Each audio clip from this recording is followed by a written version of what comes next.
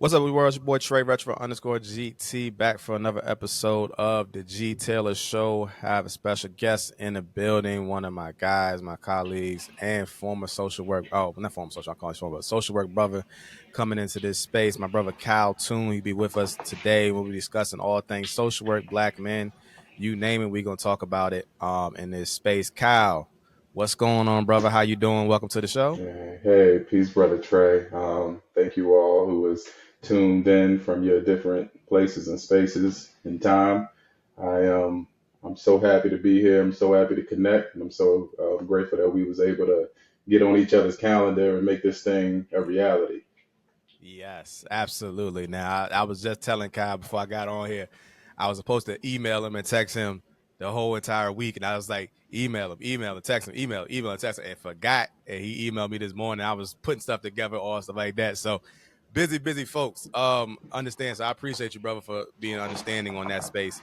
Kyle, tell the folks a little bit about yourself. I know you're a social work student getting ready to graduate this spring. Yeah, My guy is about to come into the profession with us. We got another black male social worker, and that don't mean y'all burn him out either.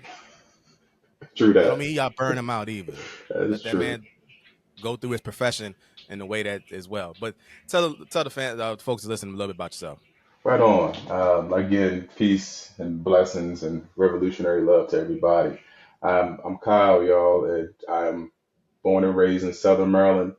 I grew up just south of Waldorf. If anybody's familiar with the geographical area of Maryland, close to the Chesapeake Bay.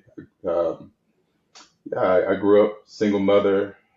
My father was in the Navy, but for whatever reason, he was not present, and grew up in the black church. Grandmother was a deaconess. My great aunt was a choir director. So I spent many days in the church from Monday through Sunday, whether if it was youth ministry, choir rehearsal, church service, Sunday school, you name it. I was a part of it, and it was a great humbling experience. It was also a great experience in learning about community. Right. From there, I joined the military at 17, spent 14 years in the military. Got out 2 years ago, actually, March 2023. Mark, two Oh, really? years Okay. post military. Yeah, absolutely.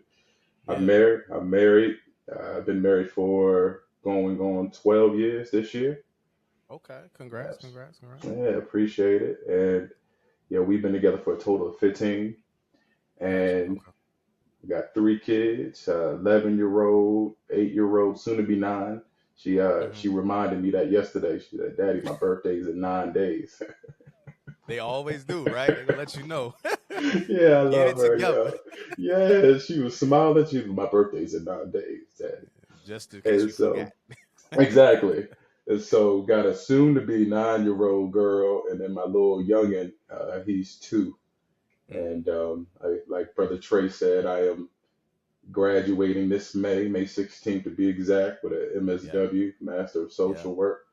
And right now, like my interest is African psychology, racial trauma, racial stress, black men's black men's mental health, morality and ethics. Man, it's just I have such a wide range of interests that I yeah. research and strengthen my knowledge and my and so yeah. And the last thing that I will say, that I created a podcast, Gracefully Imperfect, that centers mental health, intimacy, vulnerability, and brings it all into this space of exploration. And I couple that with the creativist Substack, where I bring the research, the creativity, the writing, I bring that all together into written Mhm. form to support and amplify the podcast. So that's kind of me in a snapshot. Yeah, absolutely, man. That's amazing, man. You're doing amazing work. I've been since we started following each other, I started following like with your podcast and the Substack and just seeing the different ways on how you look into infuse, right, the mental health work with Black men, liberation work, things of that nature. I think that's going to be powerful. It's going to separate you in this space once you get into the profession, if not already, right? Right. Yeah. Um, what made you come to social work, right? What led you Man. to social work, brother? Like, I know I have my walking path that, I was a psychology major at VCU, wanted to do grad stuff, didn't want to do psychology, and did not know any social workers. Didn't know about nothing about social work until um, maybe I had my director currently was the only social worker I knew. I was going for social work, but I stumbled into a social work 101 class, and that kind of got me on the journey of where I'm at today, which is still wild to think about. So, tell me what prompted you to come into the social work field.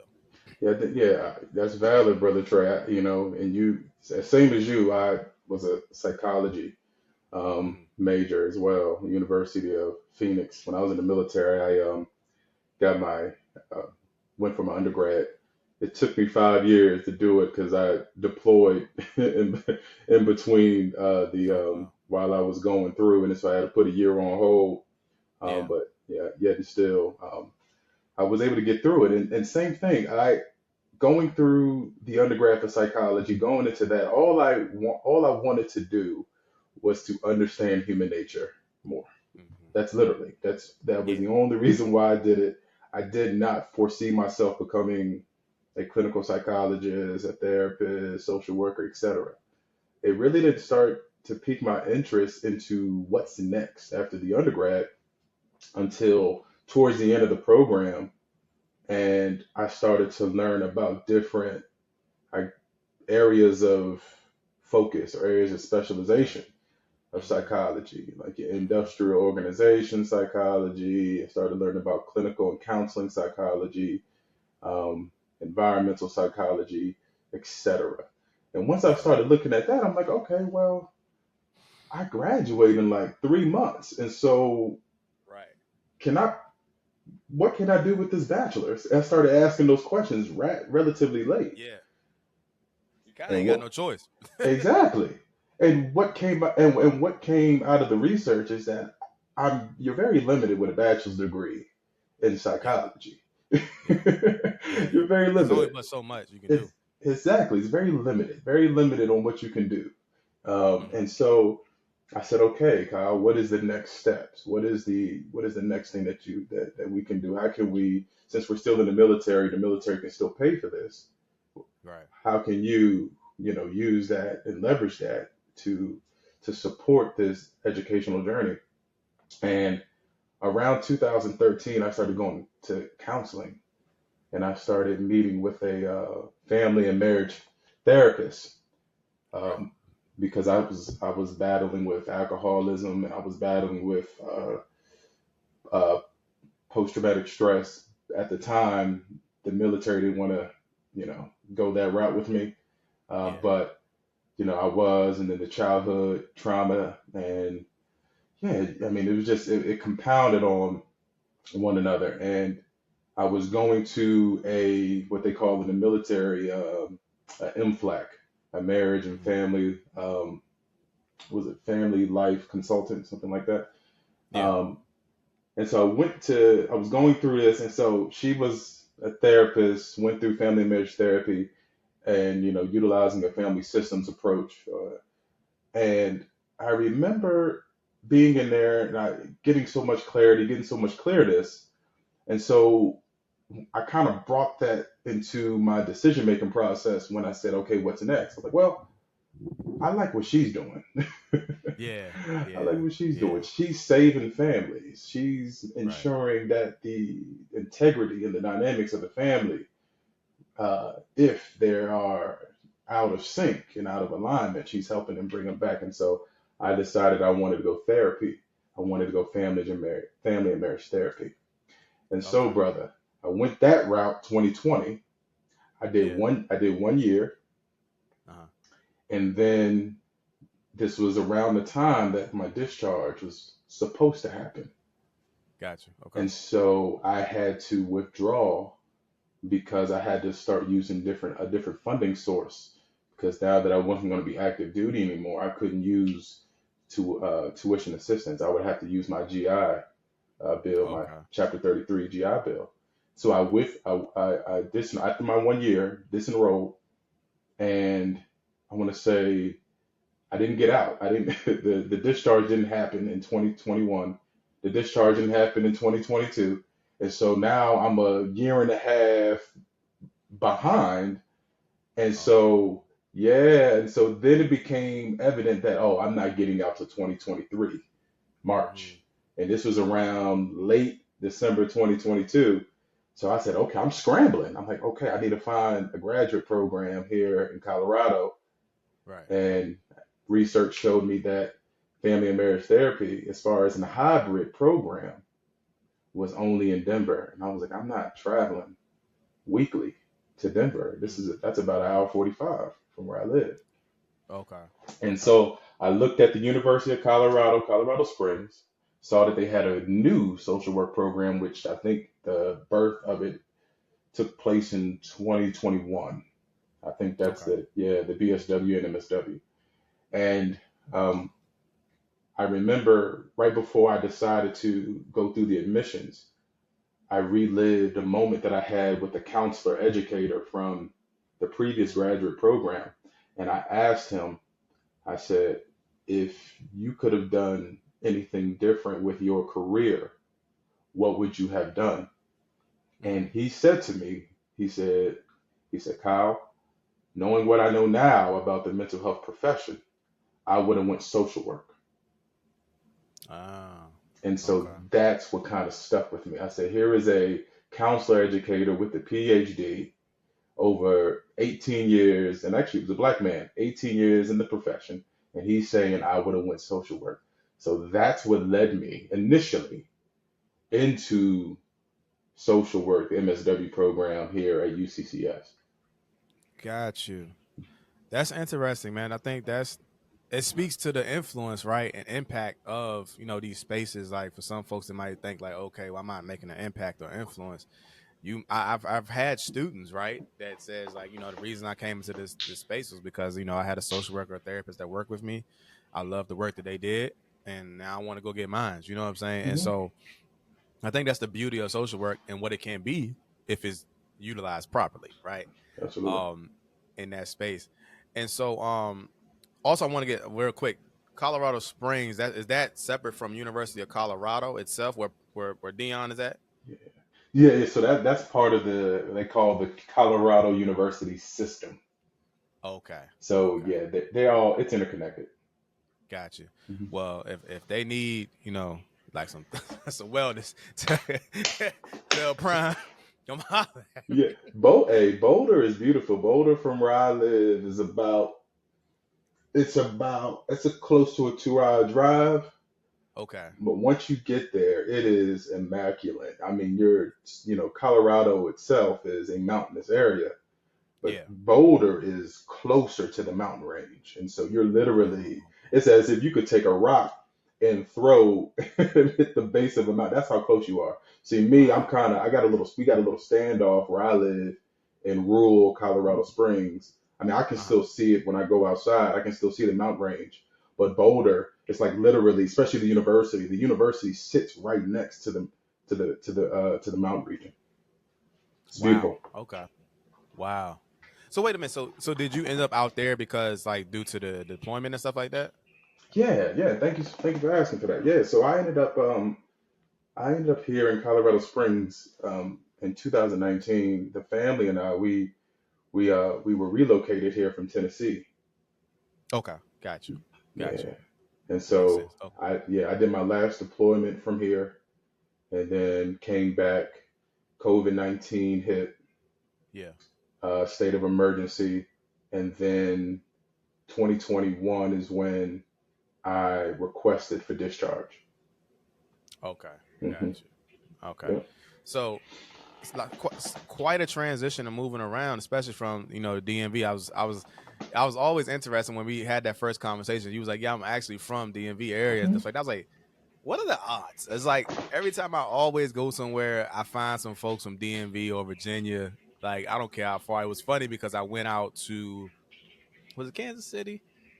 Yeah, it might have been Kansas City when we was out in Kansas City for CSWE last year, and I was doing my workshop, and I think somebody was from Virginia or at least around that area, and I was Hmm. like, "Yo, what's the odds? Yo, Right. like, Yeah. what's the odds?" But we always around and stuff like that, so that's dope. Now, Yeah. did you play any sports, anything like that growing up? Did you have any idea of? Because here's the thing, I'll say that because there are a lot of folks who like are in sports or guys that are in sports that translate over to like mental health, mentor, social work. There's some good hoopers out there, former hoopers or former Hmm. ball players that Hmm. translate into social work. And so I'm always thinking about how can we get more guys into social work, right? Yeah. You know, Yeah. what's the opportunity? I thought about partnering with the athletic side, right? But was that something that you did when you grew up, play sports? Yeah. So I grew up. I grew up, and track was my first. It's still my enduring love. Mm-hmm. Um, I remember being in the public school system, and my little crew that I used to hang out with in recess. Right. They gravitated to the basketball and the football. I Yeah. just wanted to race. I just wanted to sprint. That's all I wanted to do without a ball. Yeah. And Yeah. so that was my first love. And then I ended up I picked up football, and then I picked up basketball. I'm good in all three of them. I'm Right. better in track. Gotcha. Unfortunately, where I'm from in this small rural area of Lexington Park, Maryland, there wasn't a lot of nurturing and nourishment when it comes to athletics, Mm-hmm. especially for us millennials. And so I was on a AAU track team. However, as I started to find my rhythm and my momentum, and I became uh, more passionate about it, became more, I guess, I had a better sense of who I am within that sprinting Yeah. space. Yeah.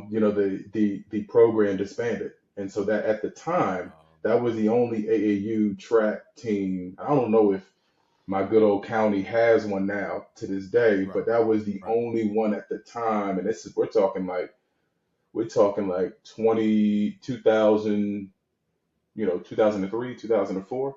I was like Mm-hmm. 13, 14 years old. And so Yeah. when it disbanded, I was just like, oh, well, that was my outlet, you know? And Yeah. so, but yeah, I love sports. Sports has always been my first love, track in Yeah. particular. Um, Sports didn't translate into social work for me. I Mm-hmm. would say for me, what translated the most is the black church and my Oh, grandmother. that makes sense. Yeah, that really, because I watched my grandmother being a deaconess. I used to watch her day in, day out, whether if it was visiting people on the sick and the shut in, on the sick and shut in list, I would go with her. Whether it was holding prayer circles for families that are in distress or in need.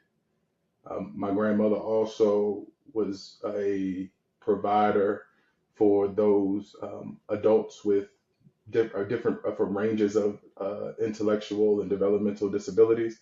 And so my Mm-hmm. grandmother, she as a licensed provider and a registered provider, she would she would oversee their medication, oversee their day-to-day living. She Yeah. was their social and emotional support system.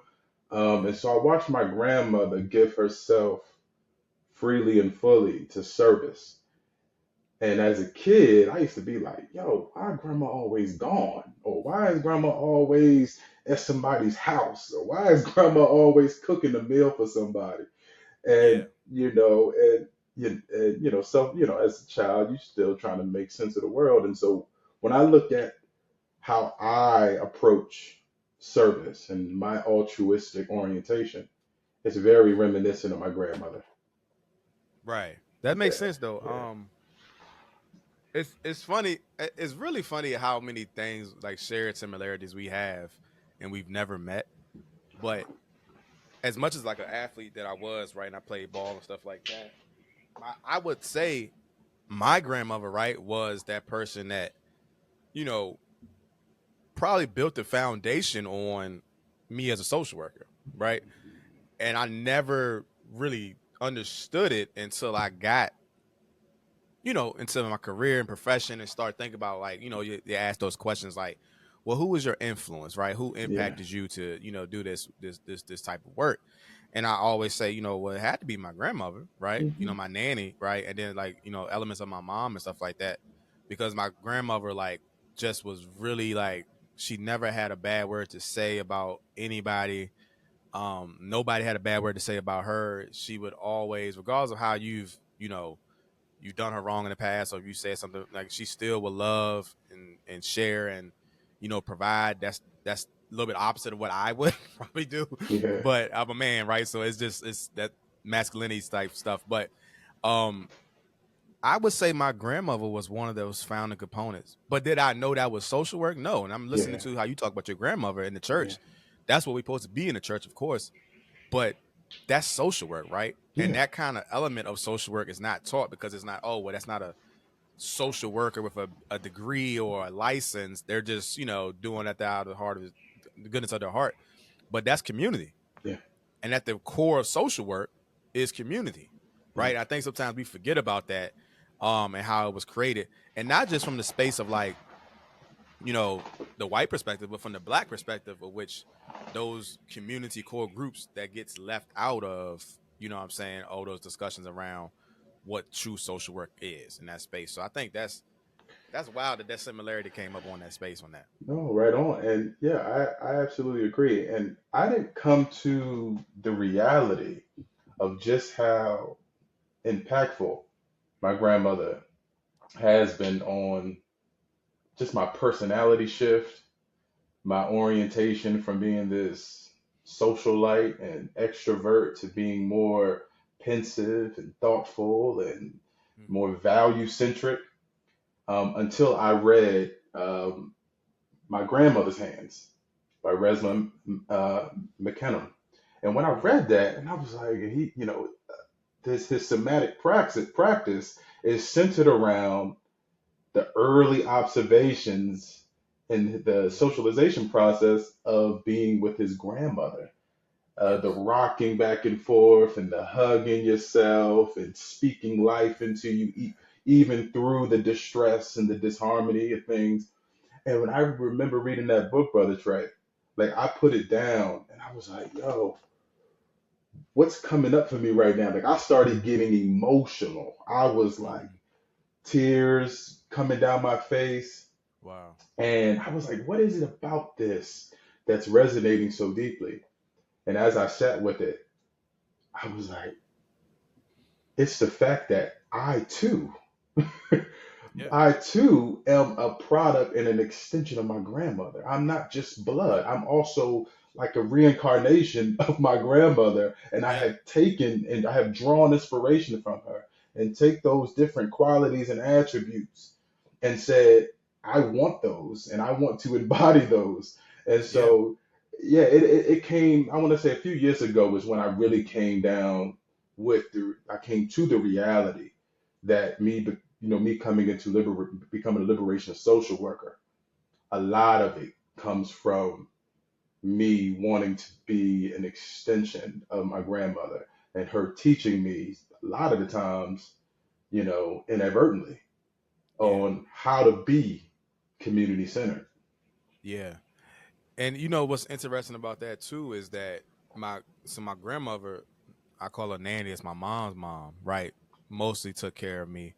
So I was raised mostly, not it's not raised, but they pretty much, my mom was working, my dad was working. My big mama, which is my great grandmother, took care of me, Okay. right? Rode around with her all the time. She when she ended up having a stroke and was bedridden, and then, like, I would go to my grandmother's house, my nanny's house. So she put me on the bus. Then, my great grandfather would get me off the bus, and then I'll stay with my grandfather um, after he get off dialysis and stuff like that. So my proximity to understanding, like, the medical conditions and the caregiver side, right? Because my mom was a caregiver for my grandmother, like my grandmother was a caregiver for my grandmother as well, but mom was primary caregiver for them and for those individuals, and ultimately at the end, between her and my uncle, they were caregivers. Um, so that communal space of caregiving and seeing those things up close initially, right? not really thinking of it until you Yeah. get into this space of this work. But then also come to find out, I was doing some work with NAACP out in the area, like maybe in Stafford, Virginia, where it's closer to Fredericksburg and stuff like that. Yeah, I know And that my area. other grandmother, right, my dad's mom, Mhm. prominent figure in the local chapter up there. So when like it didn't resonate until they put their names together, like, and then they was like, "Oh, you Annie Mae's grandson," and I was like, "Yes." And they're like, "We love her," all this stuff like that. But she was a prominent figure, and at that time with the NAACP, and I was like, "Well, shoot, I've never had that conversation with my grandma around that. We had it here and there before she passed, but the stuff that I was getting, I was on the cusp of doing stuff and rising in my like this community social work stuff around the time that both of them passed in the same year. Oh, okay. But then I was like, well, shoot, if I have this version of my grandmother that I have taken up, like you said, the mantle of on my mom's side, and then I have this social justice, social advocate warrior piece on my dad's side, then it makes who you see today as the social worker. Yeah. And it didn't hit me for real until like maybe a few years ago. I'm like, oh, never even thought of that. And I promise you, Kyle, I put probably two and two together with my mom's mom around me getting to social work. But then to know that my grandma was part of NAACP and both of that meshed into who I am as a person Yeah. now, kind of taking that mantle and moving forward, Yeah. I was like, oh, was this got to be divine? You know what I'm saying? Absolutely. In Yeah. that sense, because Yeah. I never looked at it that way, for sure. Absolutely. It's divine inspiration, brother. Like, and that's the thing about that's what makes the formative years of our life very crucial, especially when it comes to learning, education, and internalizing those images and messages through socialization. And no, you're not consciously 12, 13, 14 years old when you're coming into knowing and becoming more and your perspective is increasing and enhancing. You're not really putting all that together. And even when you go beyond that, take it to Yeah. undergrad, and sometimes we're not even considering all the different ways in which that the context that we were brought out of shape, molds, and refines the identity. And so Yeah. I want to say big respect for you to really sit with that and be conscious and reflective in that process, because it is crucial. You can't know where you're going until you know where you came from. And so Exactly. that's a beautiful thing that you were able to take that medical, caregiving, altruistic, very direct service, and then Hmm. pair that with the social justice advocacy piece, and then say, okay, this is what makes, you Hmm. know, what you see today. Yeah. So that Yeah. is, yeah, that is a great reflection.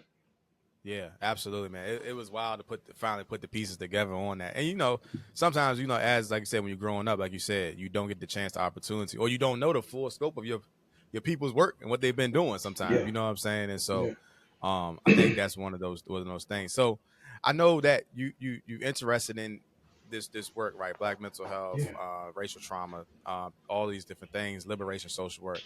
Explain to me liberation social work and why is it so important to you, and then also the passion behind Black mental health, right, and Absolutely. Black men's mental health, because I think that's important, but sometimes it gets overlooked because it's been here, it's been present, things have happened, Yeah. but we still kind of kick the ball down the road for it. No, right on. And you're absolutely right about that. I think it's always important to understand for um, the origins of one's perspective and orientation. I Mm-hmm. think that's vital. And so I love the way that you're crafting these questions, because it's really getting to the root rather than just getting to, okay, the destination, or Yeah, just let's talk about the process. No, the origins is also very much a part of it. absolutely. And so, liberation social work. When I came into the program 2023 January of MSW, the first class that I took was community and organization social work, Mm-hmm. and that's when I realized just how uh, vast social work as a practice is. I came from a therapeutic program, counseling program, and now I came to social work, and I'm thinking that social work is just an extension of therapy and counseling. Right. And so when I saw it, I was like, oh, community and organization. I said, oh no, this goes beyond the Yeah. therapeutic modality. Right. Oh, what did I get myself into? Yeah. Yeah. And so while I'm in there, I'm learning a great deal, getting accustomed to the ethical principles and the code of values. And as my education through this CSWE accredited education system continues, I realize that there's a lot of things missing for me. Hmm. And what's missing is that cultural overlay. Hmm. What's Hmm. missing is that is the is a framework or even a lens that helps me see myself in the work in these models and in Yeah. these theories, Yeah. and really by extension see my people, because I don't look at myself as an individual, I look at myself as a social self or an extension Extension. Yeah. of the collective. And so liberation social work came up for me because I knew that I didn't want to all those traditional roles and functions of social work. I knew I didn't want to Hmm. do. I still have my direct social work practice book, and I remember I went in there a few months ago just to look at it, and I was like, I digested it and took what I need from it, but as far as fitting within the confinements of how sometimes social work can be systematized and rigidly conceptualized, I was like, nah, I don't want to do that. I don't want to be a medical social worker. I don't want to be a I don't want to be a school social worker. Right. And I just ran down, and I had my The list. reasons. Yeah, not just superficially, but because I was like, I want to do something that's more rooted in healing. I want to do things more rooted in self determination, autonomy, and agency, and enhancing consciousness. And Yeah. so, liberation social work came up as I was learning more about African psychology. I was learning more about the Black liberation movements and the Black Panther Power, the Black Panther Party, and the survival programs that they had spread throughout the United States. As I Hmm. started learning more and more about the political movements Yeah. for African liberation on the continent, Hmm. and then take some of our leaders and luminaries like Martin Luther King and Malcolm X and Marcus Garvey, um, excuse me, and when I started to synthesize all of that, I said, okay, I don't want this just to be knowledge that I hold. I Yeah. want this to crystallize into something. And so liberation social work was birthed out of the learn, unlearn, and the learn, unlearn, and relearn process. By Right. me sitting down and saying, okay, I need to enhance my knowledge base, my theoretical base on this or on that or on this. And as Hmm. I started doing that, I said, okay, now how does this inform social work practice? And when I asked Right. that question, I said, okay, I want to be a liberation social worker. Liberation social worker is the practice of social work, obviously, but Right. the means and the aims are connected to uh, community healing, emotional emancipation, creative liberation, Hmm. intellectual freedom. And so those Hmm. are the things that I hold dear to me as as I look at society and social phenomenon. I look at it as, okay, how do we attack the root, and how do we attack the root in a way that we can improve the fruits of our labor. Hmm. And so Hmm. that's how liberation social work came. It was literally just me taking all of the learning, all the knowledge, the teachings, the philosophies from psychologists and political leaders and African historians like uh, John Henrik Clark and man, so many, Ivan Sertima, Dr. Ivan Sertima. I took all of that and said, Hmm. how does this resonate with not only Yeah. my spirit, but also with the ways in which that I want to enact the divine's will. And so liberation social work came out of that. Gotcha. And That's for the dope. yeah, for the black men's mental health piece, I Mm-hmm. actually stumbled into black men's mental health. I didn't I didn't specifically look at that. I didn't specifically do research on black men's mental health. I was very broad when it Yeah. came down to racial stress and trauma. I kind of looked at what the intergenerational, multi-generational traumas, the cultural, social, and political oppression, on what that has done to the masses. So I was Mm-hmm. looking at it very wide from a very wide net type Yeah. perspective. What Right. happened was that Black Mental Wellness Group, the organization that's ran and operated by I think it's three or four Black women with PhDs in psychology. Mm-hmm. Um, Okay. they yeah they asked me to. They had a brother to brother uh, panel discussion, Gotcha. and Okay. I thought that would be interesting to be a part of. And so I applied for it. They accepted me, and I also did a previous talk with them on healing, so they already knew who I was. And Right. so Right. when I came into that, I met another brother. Still to this day, he's my mentor, mental health advocate, author, Mark Tuggle out of Harlem. Oh And yeah. Yeah. No Mark. yeah, Yep. him and I connected offline, and I Mm-hmm. started to really learn and exchange and become more invested in the realities that Mm-hmm. the black men the black men suffer in what he calls cultural silence. And so I was Right. like, okay. And so I Right. did the panel discussion, spoke more with my brother Mark, opened my mind up to it. I ended up partnering with another organization in Nigeria called Life After Abuse, who also champions um, mental health advocacy for black men. Started Mm-hmm. doing more talks, started doing more workshops. I did a keynote speech on recently in December on the impact of gender role and Right. black men's mental health. And so it really became this, it was really one of those things where I I went and I was so macro. And then when Yeah. there was an opportunity to narrow the lens and narrow the perspective that I approached it with open heartedness. And Yeah. when I came, I was like, oh, this is where I need to apply focus, attention, spiritual energy. And so what makes it important is the fact that I too, like so many other brothers, suffered in cultural silence, Yeah. where you don't possess the language. You weren't taught the language to express yourself openly and honestly. All you Right. know is suppression. All you Right. know is the facade, is to create an illusion to prevent anybody from penetrating beyond the surface. And so Right. when I started looking into that phenomenon, brother, that's when I was like, that is me. That's where I was, and that's still where it's still to this day as we're talking here.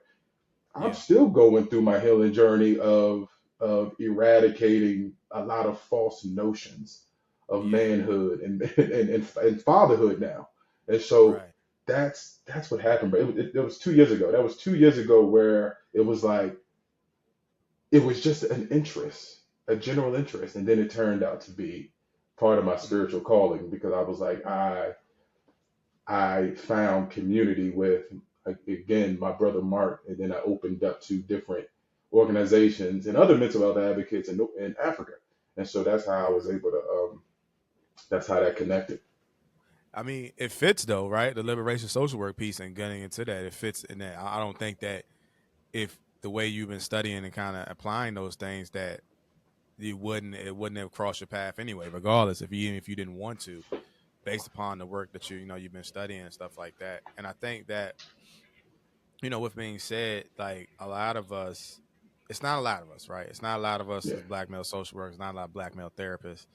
It's not a lot of us that focus in on black men, right, in those spaces because let's be honest, like it's not the most profitable, space to be in. yeah, from a monetary wise, right? But the spiritual piece of it, the fulfillment piece of it, that when you're able to help a brother or you're able to help a group to kind of just get it right, Hmm. to understand, or you did some advocacy that was able to knock down this wall, that right there is you can't put a dollar amount on, right? True.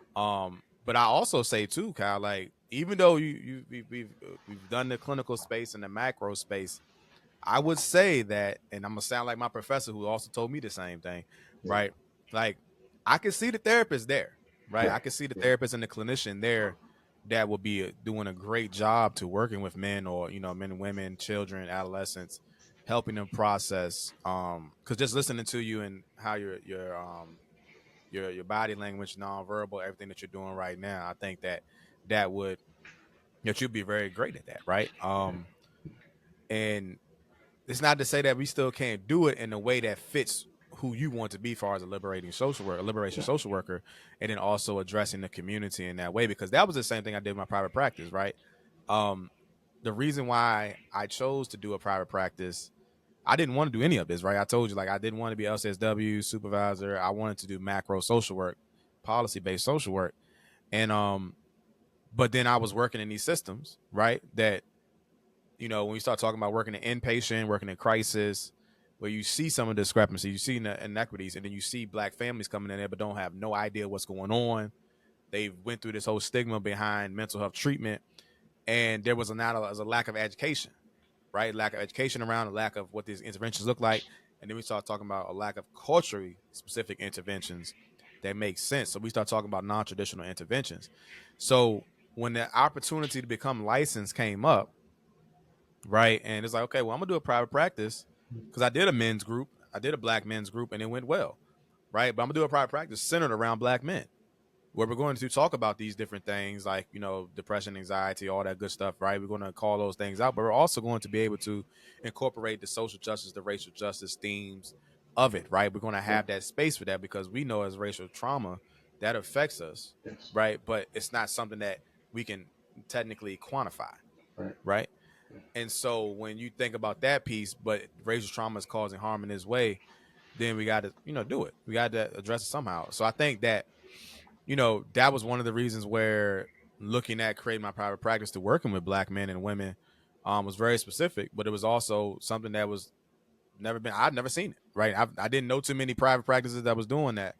And then it just started to morph into other things that I was seeing. And I was like, well, this is what aligns for me. This is what I really want to do, and I don't want to do anything else. You know what I'm saying? So why not, do this in this way and see where it takes me? And it has taken me to this place where I'm at now, where it's tough, Yeah. right? It's can be sometimes, but you find your community, right? Like you said, you Yeah. found each other, found Mark, found us, and we just build as we go. And as long as folks are have the same mindset and vision, don't get into the space of, oh, that's get into the space of like how I want to say, I want to do it all by myself. I want all the glory and things like that. Yeah. Yeah. Then you're in a good opportunity, right? It's enough work for us out there to go around and to different approaches on how we need to do it. Um, so yeah, I'll stop right there because it's No. like it's because a lot of times we get into this space of wanting to. I want the glory. I want all the accolades. I want to be the one that say I did this and that third. But I'm like, all this information out here, all these resources, people are still struggling. Like, well, however you choose to do it, you're gonna get what you need to get in Exactly. that realm. And if you need to tag out, you can tag out. Somebody can step up and do what they need to do, and we can tag in and out. It doesn't have to be all on one shoulder. I hate the individualistic framework we've been into at this time now for some reason, and I want to get back to that collective community framework Yeah. that has some of that shared burden that we can work through. So I definitely I see I see how you put that together and why that works Mhm. together for sure. No, and thank you for really highlighting that though, brother, because I think that's something that really drew me to being so open-hearted and being so open-minded is the fact that I look at I look at not only just social work, but I look at life from a community-centered perspective. So Right. I don't try to. First off, I'm opposed to anything that's kind of rooted in like rugged individualism. I think that is the quickest way to spiritual alienation, quickest way to being what we call in the profession being burnt out, Yeah. compassion fatigue, becoming so overwhelmed with unpleasantness, and it creates so much dissonance between uh, your profession, your personal life, your social, your communal, your religious, spiritual life. It just creates so much disharmony and disconnection. And so being community centered for me is not just in practice, it's a life pursuit. And so Right. thank you for affirming that. I'm big on collective work, collective responsibility, cooperative economics. And you mentioned the therapy piece. My clinical supervisor at slash mentor, who is the practicum education director here at UCCS, she she too echoes that I would be a great therapist. And she also says this. She said, this was a few months ago. She said, Kyle, um, I hope your wife doesn't kill me for saying this, but not only are you a macro social worker who's going to do a lot of great impactful things, but you are also going to be a great educator. And so when you're ready to get your DSW, you come talk to me. Come on in the room. And I relayed that to my lovely, beautiful wife. And she looked at me and she was like, "Is that what you want to do?" I said, "Right now, baby, I don't know. I'm going to put it on the shelf for right now." Um, but it, but yeah, I do see myself in a lot of different spaces. I do. But I want to be in spaces where it's not just me. I don't want to be the centerpiece, and I like to co-create. I like to Yeah. be a co-healer in a Yeah. process. So that's why I love healing so much. Is because there's a the I love the fact that you got to heal thyself in order for you to be a healer for others. And as you Yeah. are a healer for others, you are still the not only the vehicle, but you're also a passenger as you're Yeah. going through a healing process. And so Yeah. so that's very important to me. And so that's why I like to, if I do decide to become more therapeutically aligned, then that would be the approach that I take.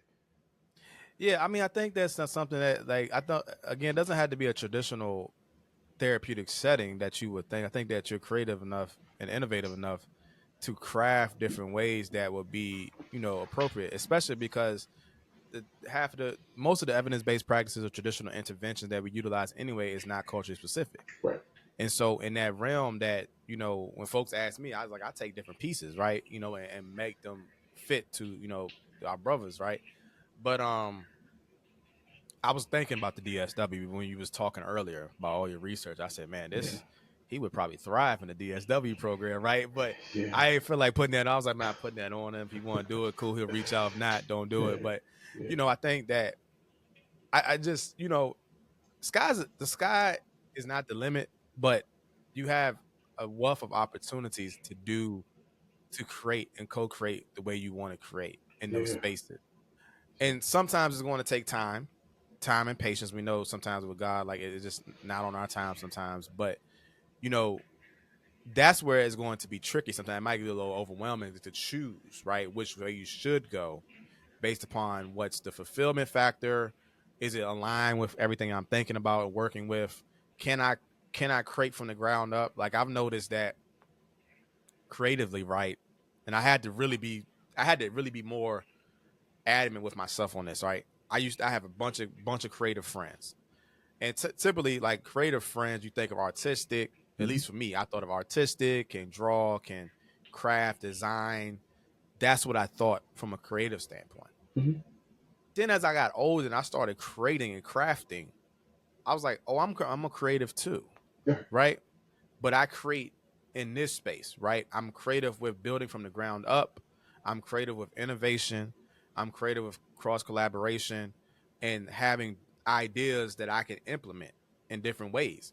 And that might look like, okay, how can we take the sneaker community and do something that helps elevates the mental well-being of folks? And that's what we did with the OG Sneakerhead Mhm. Chronicles, where me and my homeboy were just going around taking pictures of our shoes, my collection, and adding people in this to show off their collection as a Dope. way to just get our mind off the world lockdown, Dope. right? Yeah. And that has kind of been my my thing for quite some time. Is I'm big into sneakers, but how can I make it a content thing?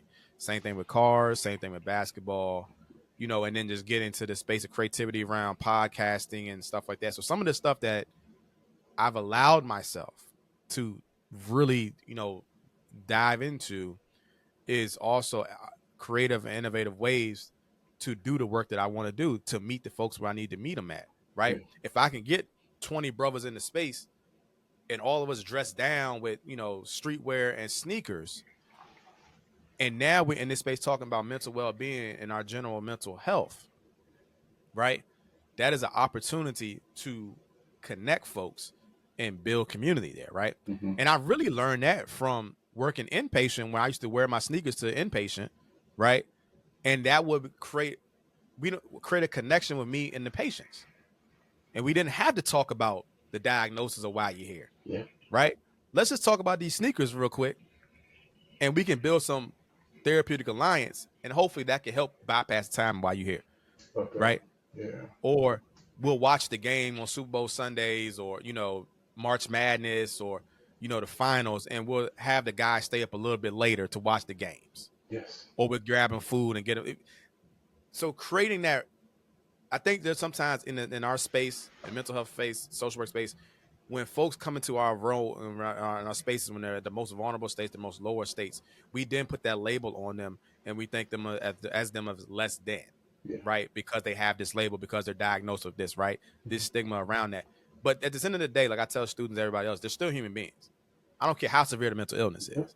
So some type of human dignity is supposed to be there. How can we meet them there? It's not going to always be that evidence-based intervention, which is usually dated or not culturally relevant. And now, as we go forward into the world and what we're doing now, everything pre-pandemic is dated. Yep. It's time for new interventions, culture-specific interventions, non-traditional roles, because right now, too many people are suffering, and stuff that we are teaching or allowing to put in place to help folks, it's not working. Yes. What helps work though? Community. Yes. Right. So how do we build back community in a way that can help folks specifically? And I think that's where we can bring our creativity and innovation into that space. Yeah. I definitely love how you expanded your worldview on the definition and the concept of creativity, because I too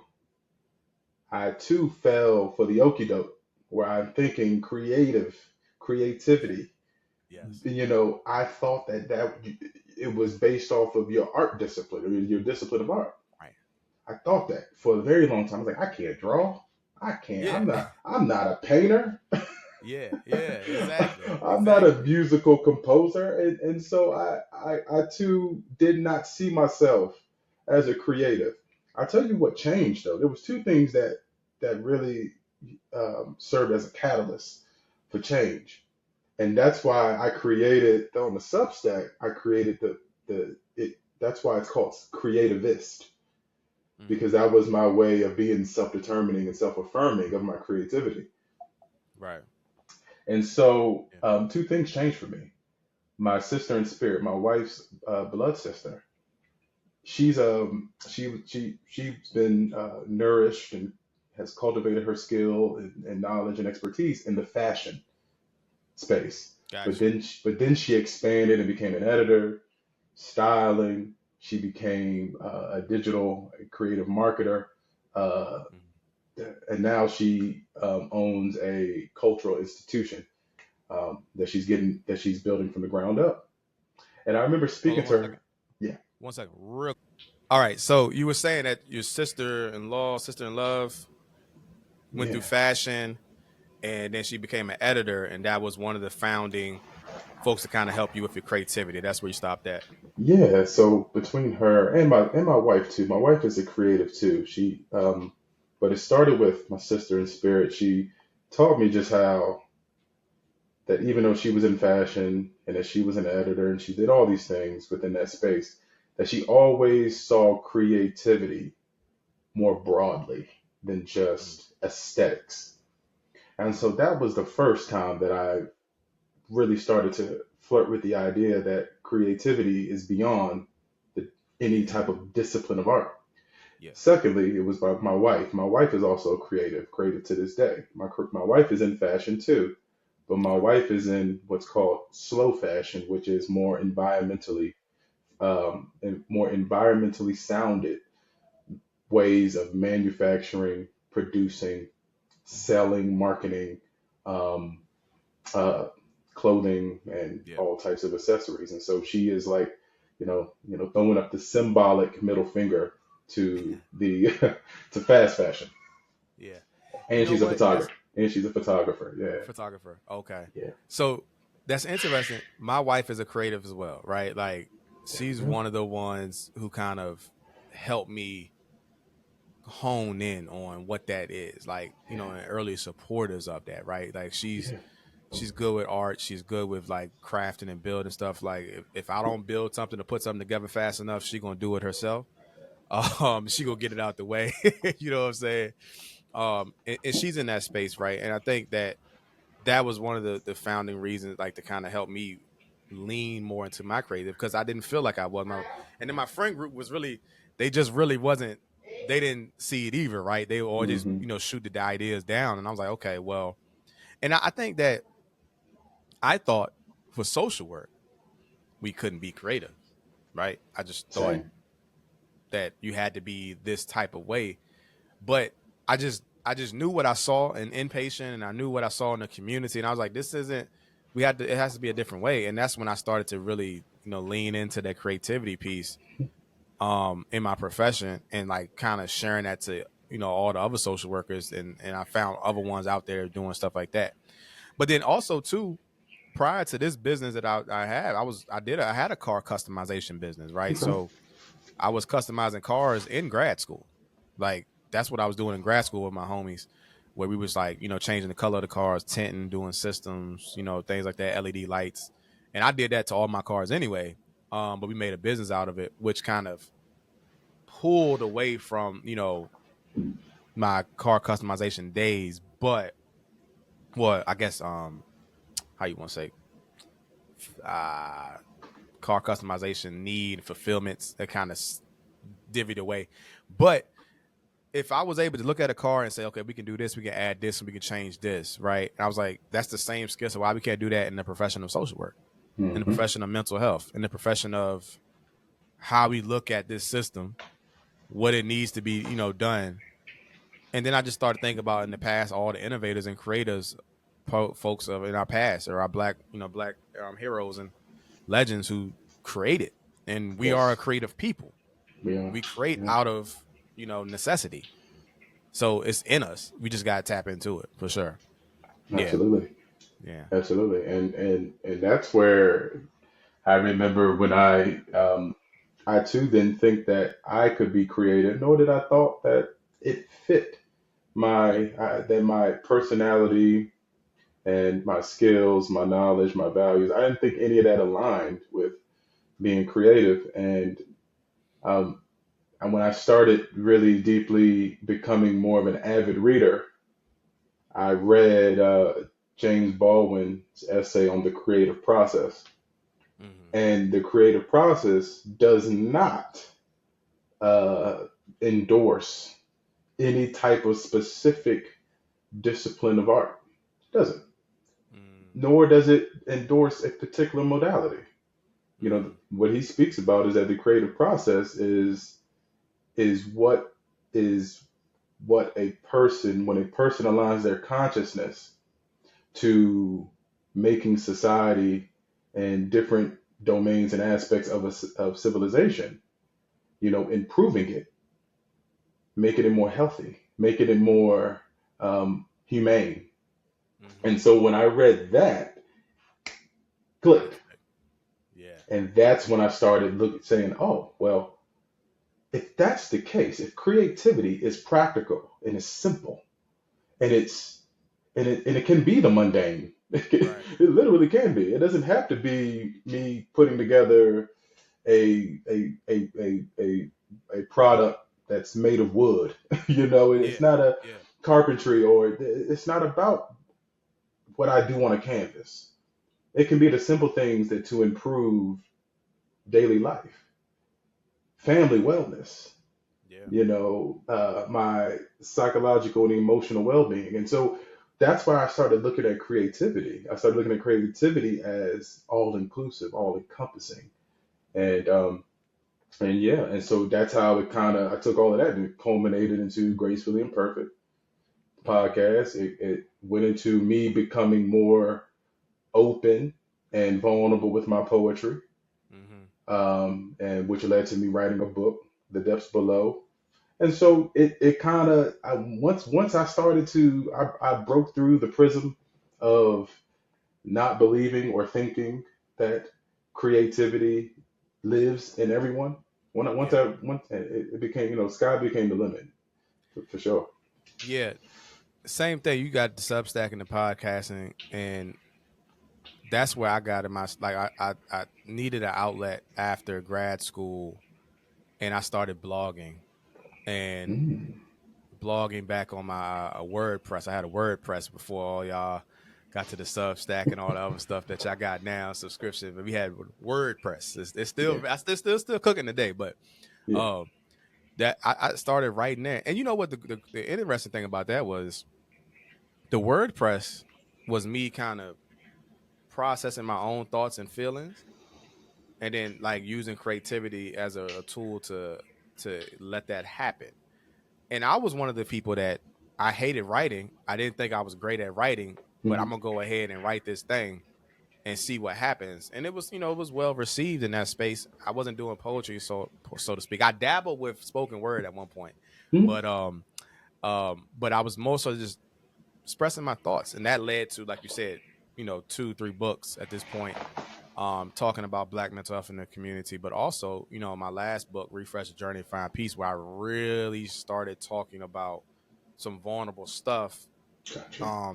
related to, my upbringing and situations that I've dealt with, as a father and as a husband and stuff like that. But then that, from the WordPress to the books to the podcasting, Hmm. which then really, had me get to a point of being okay with my voice and then my opinions, right? And what I was saying, right? And then crafting well informed opinions, and then crafting my speech and making sure that I was speaking in a well tone, all these stuff, like all this stuff that you built up over time that people tell you, and you start Yeah. to self internalize, just working through that. And that was a process. But then Gotcha. I kept saying to myself, like, if I don't speak up or say it or do anything or put this out there, who am I to say that it won't reach somebody and inspire the next person, motivate the next person? Somebody's going to miss the opportunity because they didn't see it done, I right? see. Yeah. And I personally, at this point, going 30, being 36, moving on, getting close to my 40s, I'm more interested in leaving a legacy and leaving a footprint for the next generation, less my kids and stuff like that and their kids, but for the next generation of social workers and providers, for the profession, for the community, to have as foundations or, resources, things that they can either use or build off of Yes. going forward. Some of the stuff Yes. that I've done was for me, but it's also for others too, right? You know what I'm saying? At the same Definitely. time, but it was cathartic in that space to kind of process my own way until I got to therapy and, all that good stuff like that. Yeah.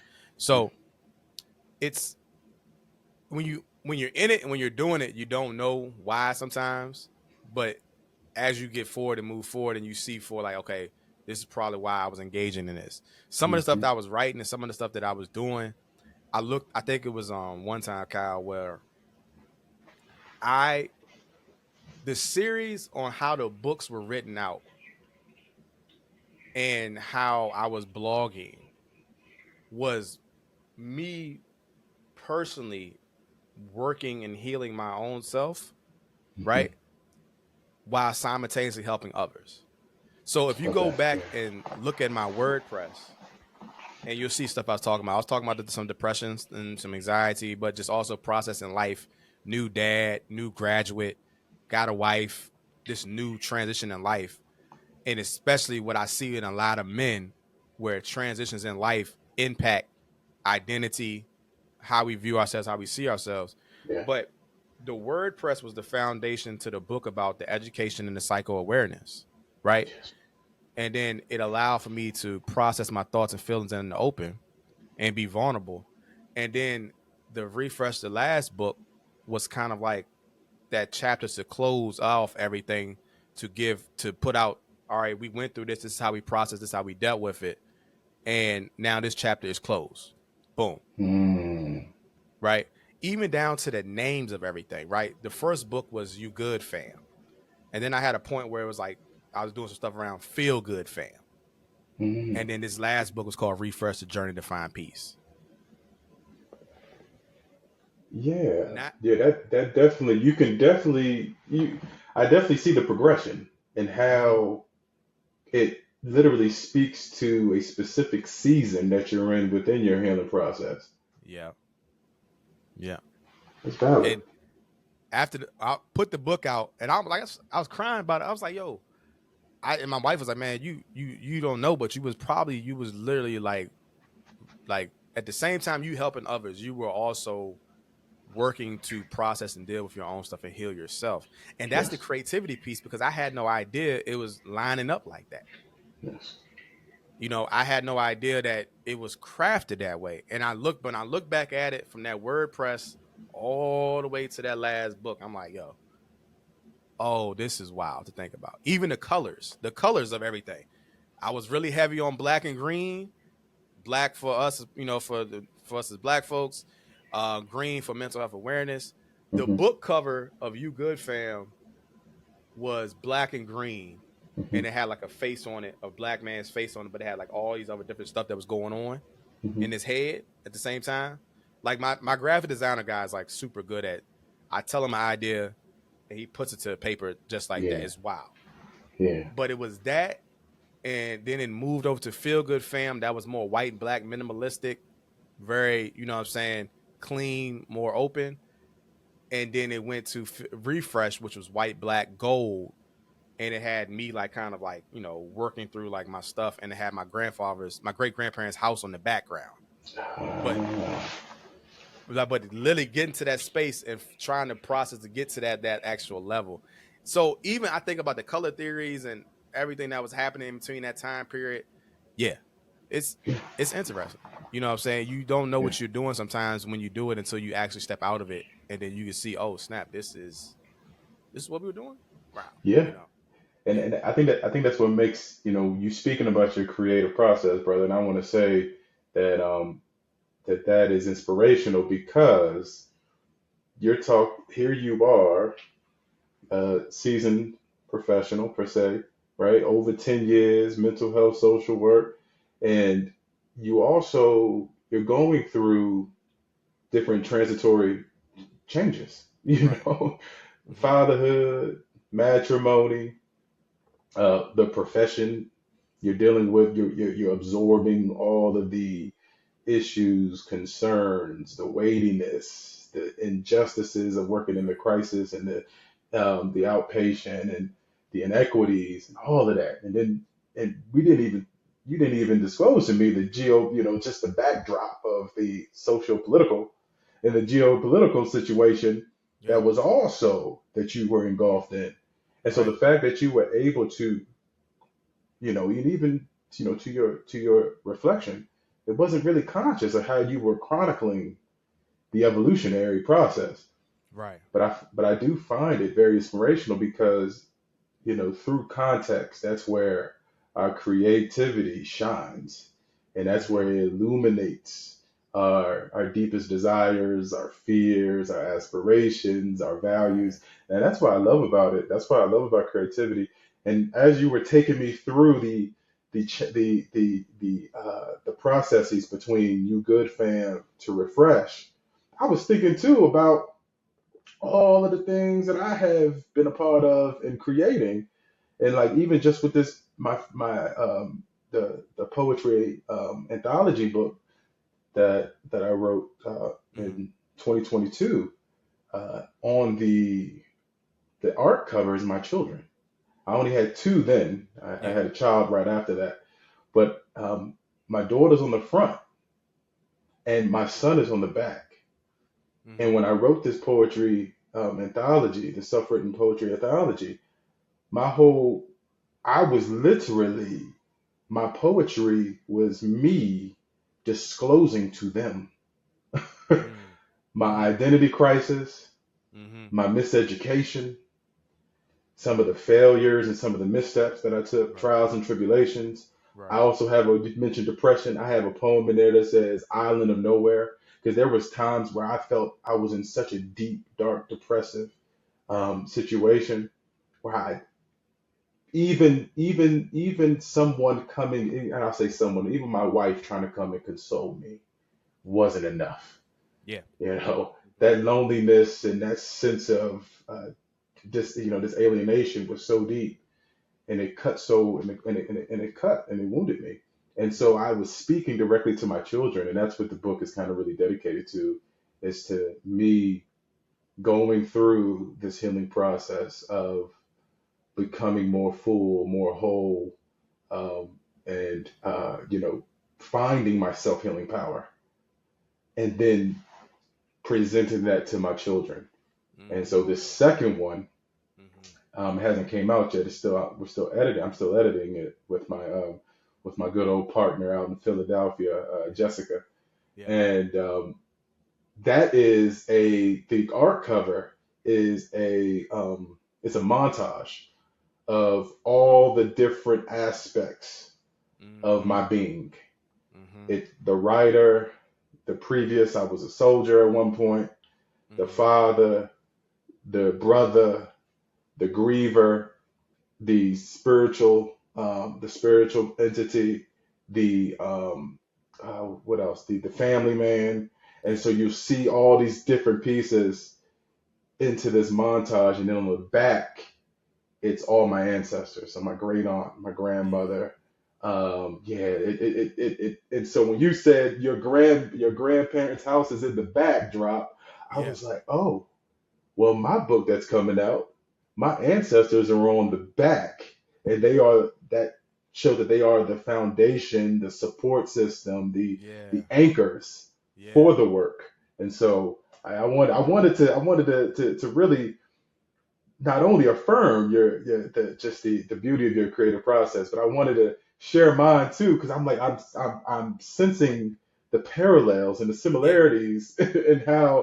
how this is happening and coming Yeah, and out. I think that's why we've connected on that space, because there are similar parallels, whether we knew it or not, in that space. And I think that even as like going on this healing journey, I think a lot of times for guys, right, we don't get into the depths of what we're talking about today, right? Like we don't have the time to talk about this, how we think, how we move, how we impact, and how we've been influenced.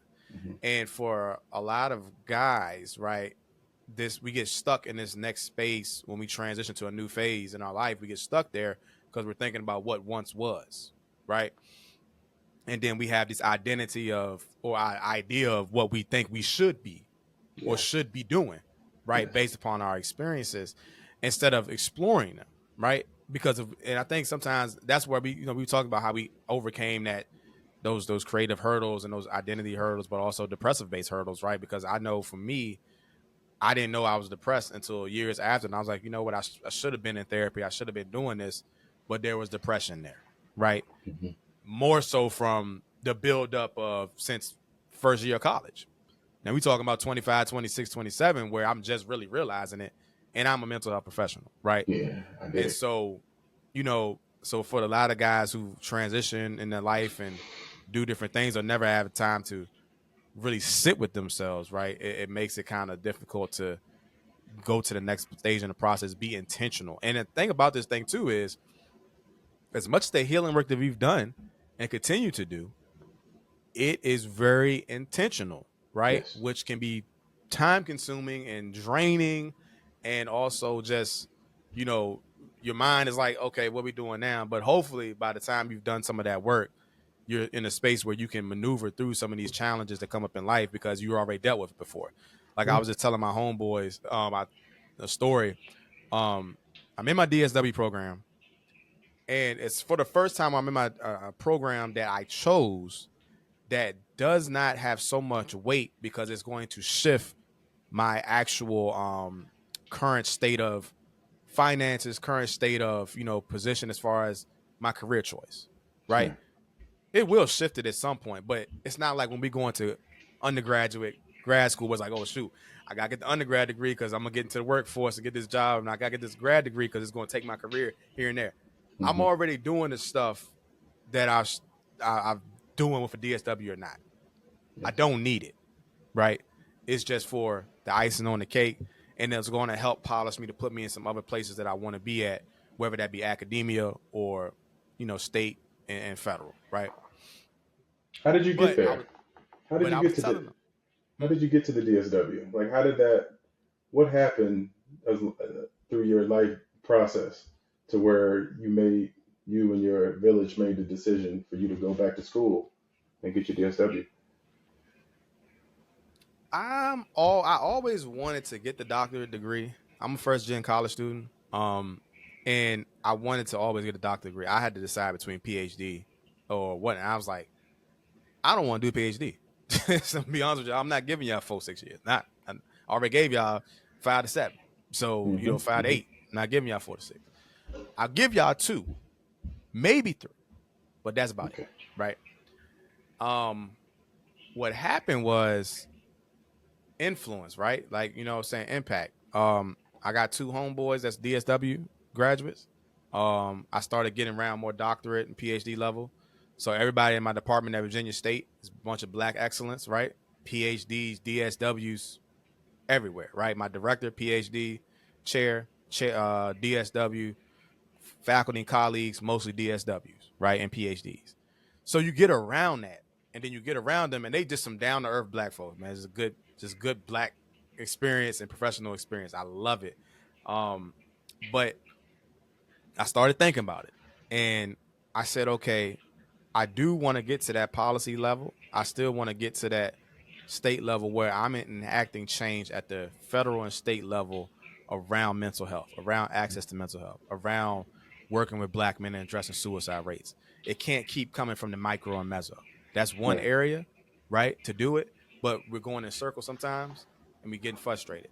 I want to go at the highest level possible to make a change. And if the DSW is going to put me in that position, let's do it, right? You know what I'm saying? Now I only got it for. I said I can only do it right now because I got a budding 9-year old and a budding 3-year old. I'm on a short amount of time because the daughter is already got an itinerary a list long. You know what I'm saying? I was not prepared for that this year, right? You know Hmm. what I'm saying? So you Hmm. know what's to come. When that's to come, Kyle, all this extra stuff that I'll be doing, it's gonna stop Yeah. because it's gonna shift the family, right? And I said, okay, well, I need a 2-year program, a 2 3 year program. I'm gonna knock it out full time because I ain't got no choice, and I got flexibility. Now, um, what I also realize is that in academia, if I do want to get into that leadership role in academia, I'm gonna need the DSW or some form of doctorate. Okay. So I said, okay, and I started getting to the close to the idea of thinking, okay, I do want to. I like teaching. I love teaching. Didn't know I was gonna love teaching that much. Um, but I think I will see myself in some type of director role or chair role at some point in my academic career. And so with that being said, some of the primary focus was like I need to get to that policy level. I see. I know what I'm talking about. I got this experience. I can speak to not just black men but mental health in general. Yeah. You know what I'm saying? And so if this is going to help refine me to get to that place, then so be it. But then so everybody asks me like, what the challenges are and, navigating, are you stressed out or you just, yeah, I'm stressed. I get stressed out and everybody gets stressed out. I deal with it differently. I said, but it's some stuff that I've been through in the last 5 to 10 years, brother, that don't hold that this DSW don't hold no cake to, I right? hear that. It Yeah. don't hold no cake to. Like, you know what I'm saying? Even in the journey we talked about earlier, where it's like there was a 5 year straight period from when me and my wife got married and had my first daughter where we lost a loved one, a family member each year. Yeah. right? 2018 was probably the toughest year I had in my entire life, where I lost both of my grandmothers that we were talking about earlier, one in Yeah. August and one in December. So a 20-page paper or lit review, as long as you tell me how to do it and what I need to be putting into it, don't account for the struggle and pain and the depression and things that I went through, grief and loss that I went through in that time period. Um, or just random stuff that you just deal with, you go through, and it's just like that doesn't, it don't hold the same weight. I was telling, like, going back to that example, I was telling my cousin and my homeboy, I was like, man, did I tell y'all one time before when I was working at the hospital, 4 o'clock in the morning, I had my car and I spilled gas all over the gas station? They was like, nah, what you talking about? I said, man, it was 4 o'clock in the morning. I was going to work and I had an older car, and when you put the thing again to pump gas, the fumes or whatever's thing that the monitor to click, so it stopped going. Mm-hmm. Mine was gone. Mm. So gas was everywhere across the whole entire gas station Mm. at 4 o'clock in the morning. I still had to go to work. Mm. Random, but that's scenarios like that was embarrassing. That was shameful. Why am I going through this piece right now? Right now, it's another thing I'm going through. That don't equate. It's not the same weight as, oh, well, you got five, this whole capstone paper or this 20-page, 30-page lit review you got to turn in. And I'm not downplaying the stress of that. It is stressful. Yeah. It just don't equate to some of the lived experiences I got and dealt with, bro. Yeah. Yeah. You deal with it, you go through it and keep it moving, right? You know what I'm saying? But some of this stuff is different. It's not the same, when it comes to DSW. Yeah. I respect that, and I think what really resonated with me in this moment with you as you are disclosing just not only just how DSW was always something on your mind, something always on your aspirational ladder, Mm-hmm. but and how you started to look at it, keeping in mind your family dynamics, Yep. also keeping in mind the fact that of where you want to go. And I think that that's important, not, for us to be very intentional and deliberate about the choices that we make and how we position ourselves to be of service Right. to our community members. And I think the other last piece that you talked about is very important, and that's never forgetting your past experiences and your history. And I know Mm-hmm. sometimes that we get we get very caught up in being so in the present and so in the here and Yeah. now Yeah. that as things are happening, stressors come up, anxieties start to creep in, fears start to emerge out the woodwork somewhere, Right. and all these different standards and expectations, whether in the institution or at the workplace or through the family or through your social and Yeah. communal networks, start to really come at you and overwhelm your spirit. We tend to forget that we have a resume of survival. Yeah. And Yeah. I think that's what you're teaching me and us in this moment, is that you have to go and grab that when Yeah. things are difficult and there's some trouble and there's some disturbance, is that you got to go back and say, okay, have I been through this before? Or have I been through something that's similar or exceeds Yeah. the weight of this Yeah. situation? Yeah. And that's It's beautiful. And that's what we got to do, man. That's on a how do I maintain myself healthily and still be able to move with all the different pieces and with harmony and not fight the currents that are yeah. that are coming. Exactly. I think, and kind of going back, and I meant to. We can go all day talking. I had another couple questions, but it was even down to the fatherhood thing, right? Right, because some of that is challenging, right? Like a lot of that is challenging. Fatherhood, parenting is challenging, right? But it's enjoyable. There are certain things, bro. Like I remember, like last year, it was either last year or year before last, where for the first time ever, Kyle, I had both of my kids by myself, right? So Okay. what does that mean? That my wife was gone, my mom was gone, and my mother-in-law was gone. Mm-hmm. Right, and we lean on the moms and the grandmas to help us sometimes, guide us through our things, stuff like that. Right, dad's was there, right, but I need mom's touch. Right? Yes. I need grandma touch sometimes to help. Yes. Sometimes curtail the kids, and the kids want that. Right, it's not to say we can't have those dynamics and be fathers and do our things that we can nurture as well as men. But Kyle, the first time my mom went on a cruise, can't get no connection to the phone, right? So I was really trying to make sure she was straight because I hadn't heard from her. She docked. Wife and mother-in-law is down out of state at a conference. Mm-hmm. One child, the oldest, gets sick. Mm. I said, okay, we gonna thug it. I know how to work with this one. I got seasoned experience with this one, right? Started on Thursday, right? They was gone through the whole weekend. I said, okay, I got a little man over here. I got to separate him. Let's separate him. He sleep with me. She stay in the room like that, take these meds. Cool. I know how to work with that one. Come Friday night, he got a fever. So he like 2. So we, you kind of touch and go with the medicine at that point with the, that young. He just turned 2.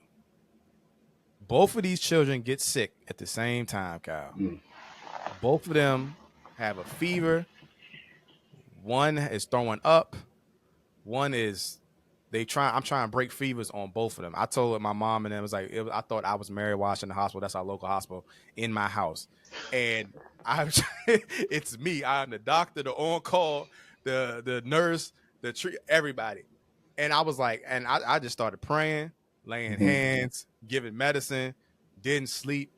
Yo, I came out of that traumatized a little bit, but I said to myself, if I can make sure these kids are still alive for 72 hours, 72 to 96 hours over a weekend span where I had no, relax to get to anybody, I can do anything else. I can do anything. I kept these kids alive in a time where they was really, struggling, sick, like hot. My son fever spiking, trying to give him a comment, trying to give him a message. Boom. My daughter in there struggling, and just having to navigate as a person in that space. If I can do that, because that is scarier than assignments to me. Yes. You know what I'm saying? It's scarier to lose my child, right, and be a culprit of that, right? Then again, what else? All right, we good. I had a different outlook.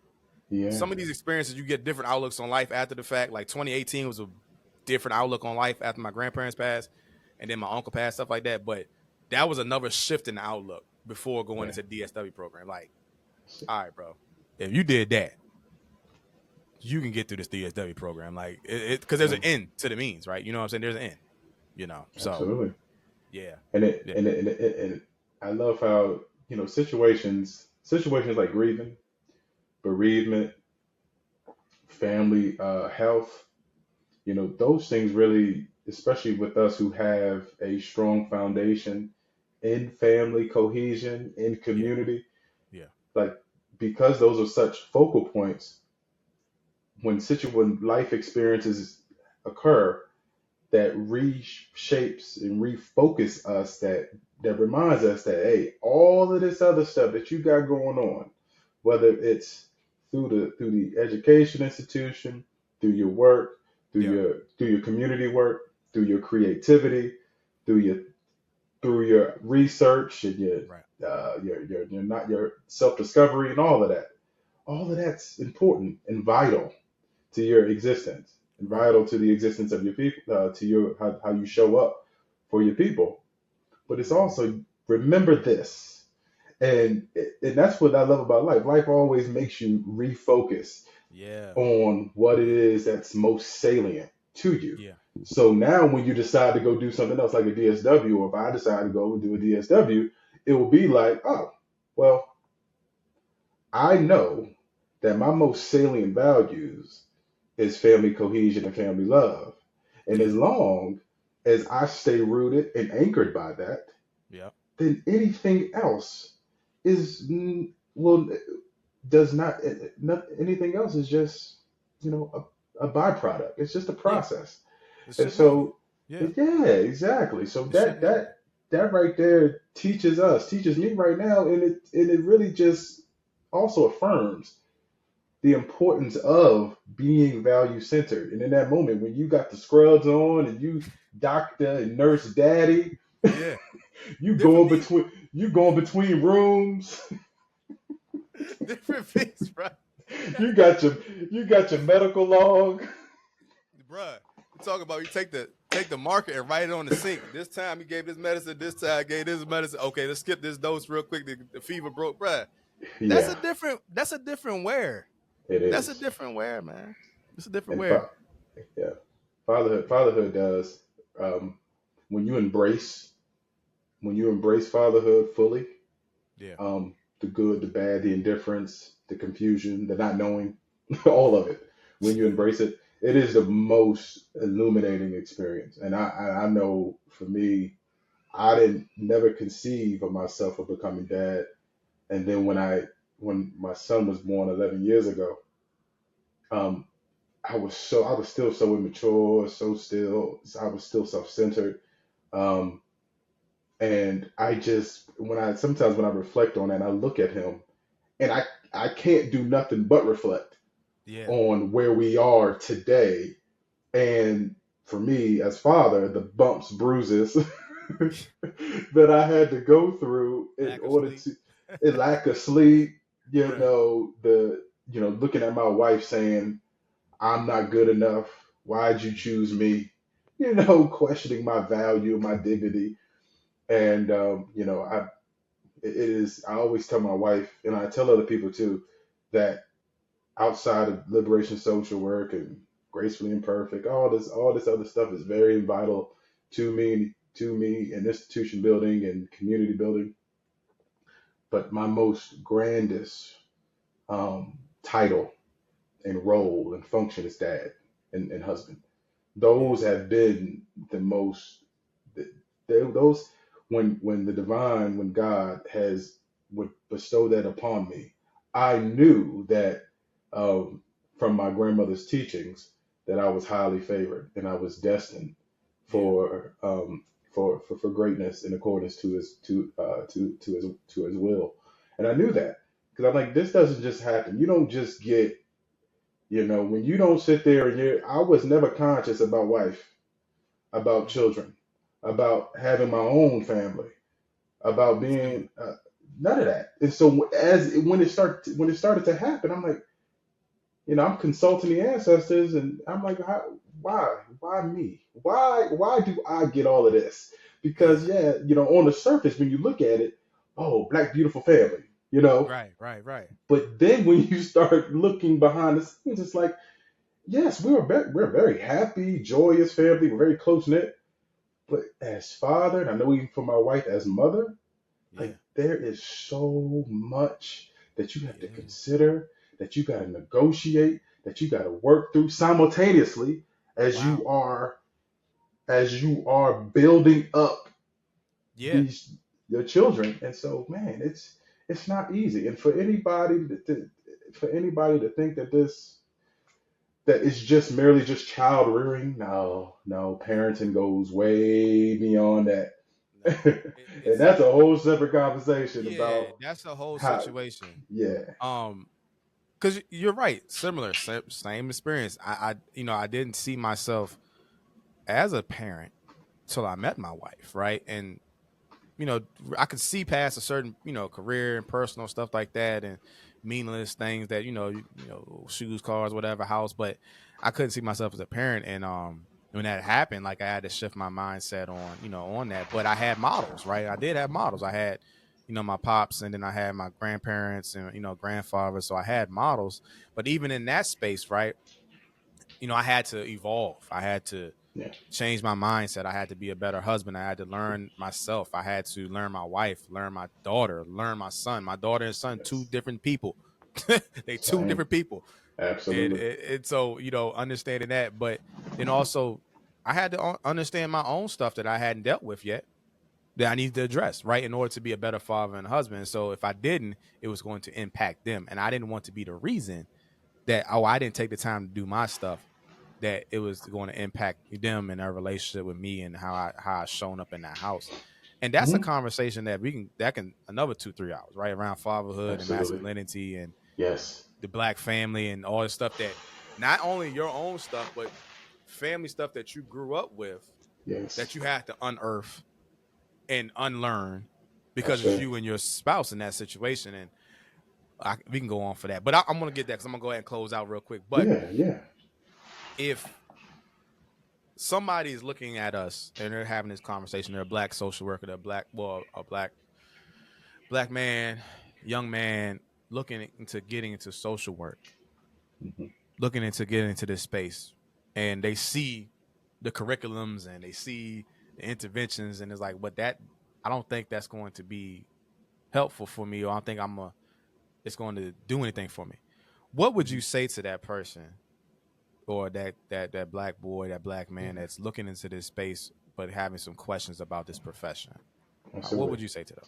I would definitely say that the questions are valid, and the questions should always be the starter that drives the hunger for curiosity.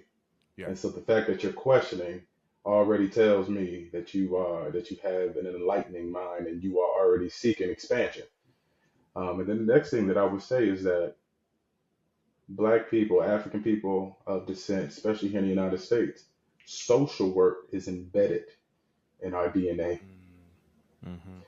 That everything around your family and community has been affected, has been impacted, and it has definitely leveraged community centered practices.